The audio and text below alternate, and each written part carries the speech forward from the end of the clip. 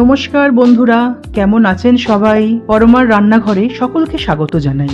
আজ নিয়ে চলে এসেছি একটা মিষ্টি আইটেম, মালপোয়া। প্রথমে চিনির রসটা তৈরি করে নিলাম। 1 কাপ চিনি 1 কাপ জল দিয়ে ফুটতে দিলাম। এবার মালপোয়ার জন্য ব্যাটারটা তৈরি করে নেব।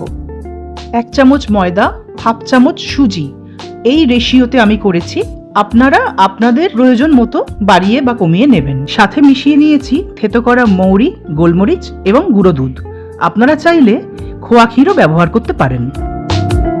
আগে থেকে সাদা তেল এবং ঘি মিশিয়ে রেখেছিলাম, যেখান থেকে অল্প পরিমাণে ফ্রাইং প্যানে দিয়ে তার উপর 1 হাতা ব্যাটার দিয়ে হাতার পেছন দিক দিয়ে গোল করে লুচির শেপে নিয়ে আসলাম এবং দুটো পিঠ ভালো করে গ্যাসকে বেশ লো ফ্লেমে রেখে ভেজে নিলাম।